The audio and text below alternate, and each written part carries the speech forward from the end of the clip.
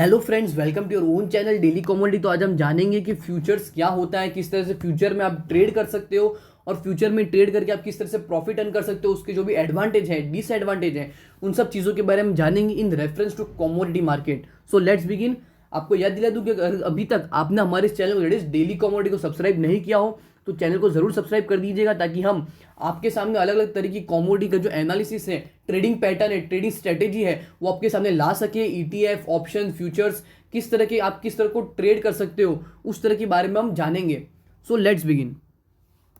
तो सबसे पहले हम देखेंगे फ्यूचर्स होता क्या है। फ्यूचर्स मतलब क्या, अगर समझ लो कोई भी एसेट है तो एसेट के ऊपर जो भी वैल्यू डिराइव होती है उसके ऊपर आप ट्रेड करते हो कि इन फ्यूचर इसका प्राइस इतना होगा, कम या ज्यादा। आप अपने हिसाब से उसके अंदर आप प्राइस या आप डिटर्मिनेशन या आप स्पेक्यूलेशन कर सकते हो। तो जो आप फ्यूचर्स के अंदर आप जो स्पेक्यूलेशन करते हो वो in reference to commodity market आप wheat, cotton, petrol, gold, silver, natural gas, ऐसी हर तरह की कमोडिटी में आप फ्यूचर का जो इन्वेस्टमेंट या स्पेक्यूलेशन ट्रेड है वो आप उसमें ले सकते हो। तो अब हम समझेंगे फ्यूचर्स एक एग्जाम्पल के थ्रू। तो जैसे कि हम एग्जाम्पल लेते हैं, समझ लो एक व्हीट फार्मर है जो 100 क्विंटल ऑफ व्हीट प्रोड्यूस करता है और उसकी जो 1 क्विंटल की जो प्राइस है वो है 2000 रुपीज। मतलब क्या, उसको कितना रुपए मिलेगा? ऑलमोस्ट 2 लाख रुपीज उसको मिलेगा। पर उसको मतलब ऐसा डाउट होता है कि इन फ्यूचर जो उसका जो 100 क्विंटल का जो अभी करंट प्राइस चल रहा है वो है 2000 रुपीज, तो इन फ्यूचर उसका प्राइस बढ़ भी सकता है, घट भी सकता है। तो उसको उसको एक मतलब रिस्क है कि उसका अगर समझ लो प्राइस गिर जाता है तो उसको लॉस हो जाएगा। अगर समझ लो जो 2000 रुपीज पर क्विंटल उसको जो प्राइस मिल रहा है वो इन फ्यूचर समझ लो 1500 हो जाएगा तो उसको 50,000 का लॉस होगा। अगर समझ लो जो 2000 रुपीज पर क्विंटल है वो अगर समझ लो 2500 या 2500 हो जाता है तो उसको 50,000 का गेन हो जाएगा। बट जो नॉर्मल फार्मर है वो क्या सोचेगा कि अभी करंट मार्केट प्राइस के हिसाब से जो भी मुझे प्राइस मिलेगा इन फ्यूचर, अगर समझ लो ऐसा कोई ट्रेडर या ऐसा कोई भी प्रोड्यूसर अगर मुझे मिल जाए तो मुझे कोई रिस्क नहीं रहेगा इन फर्दर फ्यूचर। तो वो क्या करेगा, एक कोई भी प्रोड्यूसर के पास जाएगा या कोई भी होलसेलर के पास जाएगा तो उसको बोलेगा कि अभी करंट मार्केट प्राइस के हिसाब से मुझे जो भी प्राइस होता है वो आप दे सकते हो तो आप दे दो। तो जो प्रोड्यूसर होगा वो क्या सोचेगा कि इन फ्यूचर ऐसा भी हो सकता है कि उसकी जो डिमांड है वो बढ़ जाए। तो वो सोचेगा अगर समझ लो जो 2000 रुपीज का उसको पर क्विंटल मिल रहा है वो अगर समझ लो 2500 हो जाए तो वो केस में क्या होगा, जो प्रोड्यूसर है उसको 50,000 का लॉस हो सकता है और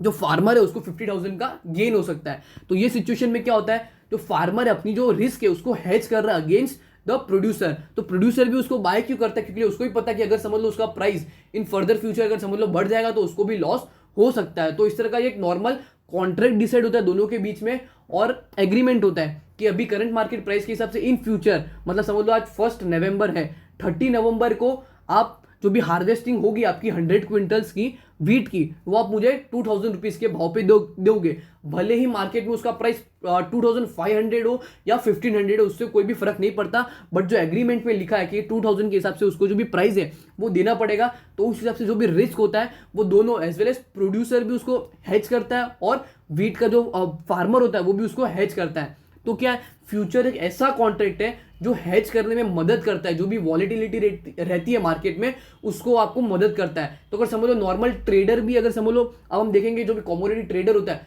वो इस रेफरेंस से किस तरह से पैसा कमा सकता है। तो अगर आप समझ लो जो भी अभी मार्केट में समझ लो गोल्ड का प्राइस, फॉर एन एग्जाम्पल अगर समझ लो गोल्ड का जो प्राइस है वो 100 चल रहा है और मैंने बहुत अच्छा एनालिसिस किया कि इन फ्यूचर उसका जो प्राइस है वो 150 या 160 हो सकता है। तो मैं क्या करता हूँ, कोई भी एक ऐसा बंदा ढूंढता हूँ कि जो मुझे वो पर्टिकुलर डेट पे या फ्यूचर डेट पे मुझे 130, 120 या 100 के प्राइस पे भी लाकर दे दे। तो मैं क्या करूंगा, अगर समझ लो मुझे 1 नवंबर और 20 नवंबर का मैंने समझ लो फ्यूचर कॉन्ट्रैक्ट लिया कि जो भी 100 का है वो मुझे 120 मिल जाए, तो क्या होगा, जिसके पास 100 का है वो मुझे 120 में दे देगा। अगर समझ लो रियल मार्केट में उसका जो प्राइस है गोल्ड का वो अगर 160 होता है तो जो डिफरेंस दैट इज 160 माइनस 120 जो होता है 40 क्या होगा, जो भी ट्रेड लेता है इसमें उसका वो प्रॉफिट हो जाएगा। तो उसके थ्रू जो भी हेज या प्रॉफिट है उस तरह से मेंटेन करते हैं जो भी स्पेक्यूलेटर्स होते हैं या इंडिविजुअल इन्वेस्टर्स या कम्युनिटी के अंदर आप जो इन्वेस्ट करते हैं, जो बेटर एनालिस्ट या अच्छी तरह से इन्वेस्ट करते हैं, तो उसके थ्रू उनका जो प्रॉफिट है वो निकल कर आता है।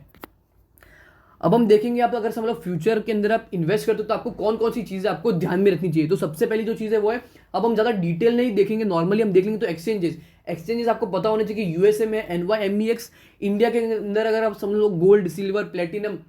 या कोई भी कमोडिटी के अंदर आप फ्यूचर ट्रेड लेते हो तो जो एक्सचेंज है वो अवेलेबल है वो है MCX as well as NCDX, that is multi commodity exchange and national commodity derivative exchange India.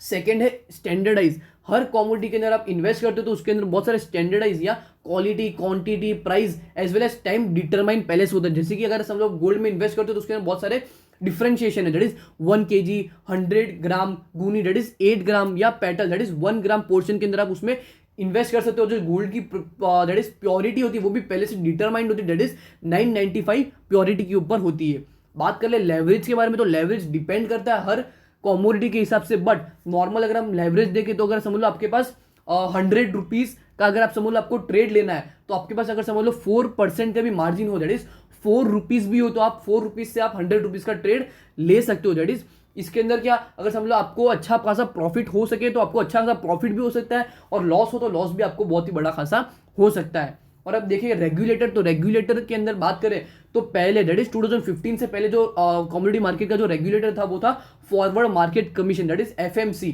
But FMC को रिप्लेस कर दिया 2015 के बाद से और आया SEBI, that is security and exchange board of India. बात कर ले that is last point physical delivery, तो फिजिकल समझ लो कोई भी कमोडिटी को बाय करता है एक पर्टिकुलर डेट के ऊपर या फ्यूचर ट्रेड लेता है पर्टिकुलर डेट के ऊपर, तो उसके पास ऑप्शन होता है कि वो उसका फिजिकल डिलीवरी ले सके या उसको स्क्वायर ऑफ कर दे जो भी मार्केट में प्राइस आ रहा है उसके हिसाब से।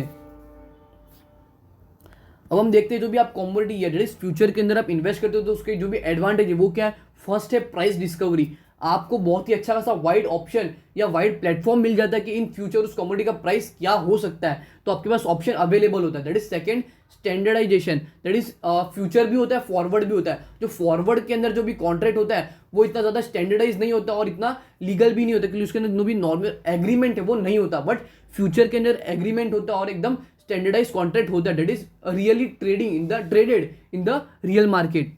थर्ड है हेजिंग, हेजिंग मतलब क्या, अगर आप समझ लो नॉर्मल समझ लो इन फ्यूचर रिस्क हो सकता है नॉर्मल जो ट्रेडर होता है उसको, तो जैसे कि हमने जो वीट फार्मर का और प्रोड्यूसर का जो एग्जांपल दिया उसके थ्रू आप समझ सकते हो कि उसके अंदर हेजिंग का भी एक इंपॉर्टेंस है in reference to the commodity future.